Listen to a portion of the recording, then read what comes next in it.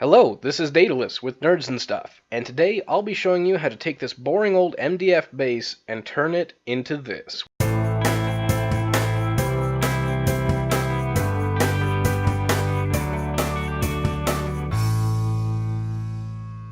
Let's get started. So these MDF bases are cut out from like a press board with a laser cutter, and you can get them really cheap online. A lot of people do like the laser cut terrain and stuff.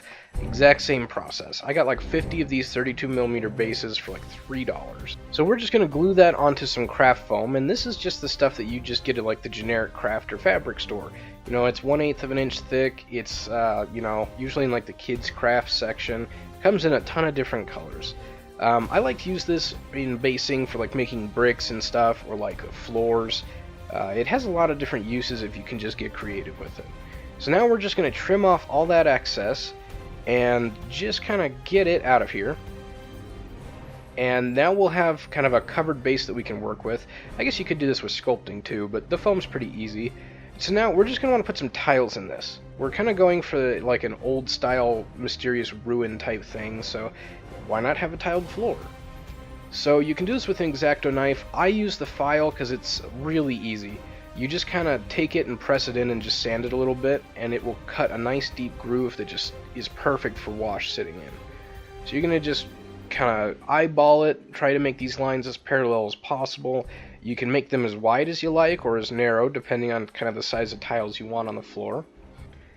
So you can kind of see the texture starting to appear. You can, if looking at the side there, you can really see how it stands out and how it folds around it.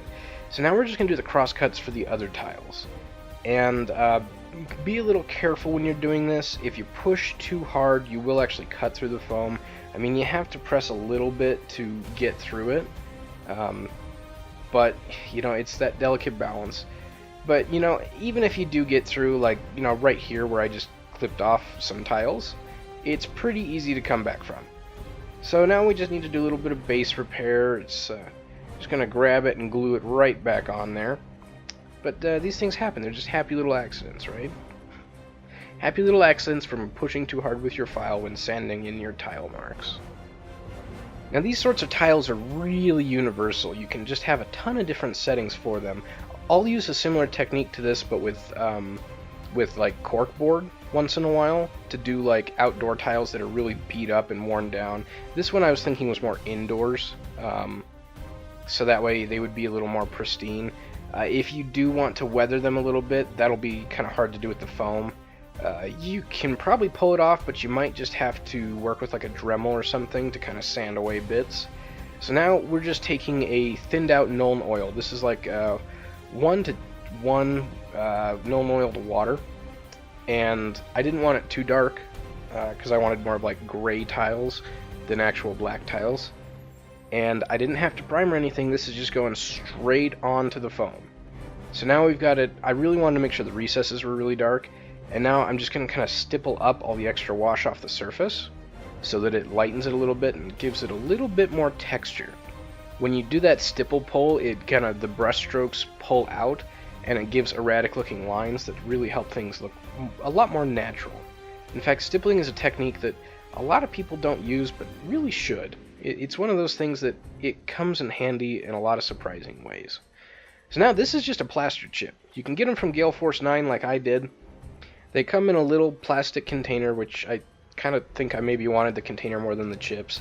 Or you can just take some plaster and just pour it and break it yourself. That's all it is. It's just like your generic mixed plaster, poured in sheets and broken up. Makes really great ruin debris though. So we're just going to mash that on, and then I'm going to kind of scrape wipe the extra wash off. And so when you keep doing that for a little bit and maybe add a little bit of water, you get a really interesting streak. It kind of looks weathered a little bit. So now I'm going to take another one of those files, and I'm just going to cut some grooves in it. You know, look like some kind of engraved runes or something. And I don't really know what shapes I'm doing. They don't really matter. It's just whatever carved glowing rune is in the side of a wall, it's magical, right? You get real clever and do like runes from old languages, or like if you know Tolkien Elvish, or you know, some of the D&D languages, they all have written alphabets you can find, and so you could, you know, be clever and do some of those. I just figured I'd just scrape some stuff in real quick. And these come, the plaster it's just plaster. You know, it's not very strong, so you can literally just scrape it off. You could do this with a toothpick too. I chose the file so it would have a little bit more of a firm point so I could be a little more precise, but now we've got some runes. And now we're going to paint in those runes. So this is like a Reaper Alien Goo green. It's a real weird color. I don't get to use it very often, so I figured I've got an opportunity for something that looks pretty unnatural. So why not give it a shot? It's just really this kind of sickly yellow-green. I don't really know how to describe it. Like, it's super saturated out. It's really light. It's like a pastel alien vomit or something. I don't know. It's a weird light green. I guess it would be good for doing some kind of mix for like a Nurgle goo. You take this and then maybe put a yellow wash over it or something. Maybe that would work. You know, some of these paints are really weird colors. So now we're just going with, this is Vallejo Game Colors Squid Pink. I really like this pink. It's really vibrant, it's nice and thick, it covers well. And so when you do little things like this, it's really easy to work with. I don't get to use pink very often, because I don't really paint red, and when I do, I tend to highlight up with yellow instead of with white, so I don't get into pinks that much, but it's a great color too. I figure, why not toss this one into the mix and have some nice pink glow. And I tried to pick really pastel looking colors so that they would have more of a glow type look, as opposed to, say, a darker color. You could paint this with a darker color and do a real traditional glow effect, but we're looking at a quick base here. So now we're coming in with a Surf Aqua. This is another Reaper paint, one that I do actually use regularly because I like to paint blue. And this is just doing the exact same thing, just hitting that last line. It's looking very bright and standing out against the darkness. It's giving the contrast I was really hoping for. Now, I did kind of have a model in mind when I was making this base. So I was making this base to have a little more excitement to it than the model has, because the model is a little bit on the dull side compared to what I usually paint. Now, I won't give too much away because that's coming out in a future video, but when it does come out, I think you'll agree with me that a more interesting base is appropriate for those. So now we're just going to make kind of a real rough torch. I'm going to rip off the end of a toothpick and then remember that I have files there that I can use to sand instead of trying to sand clip.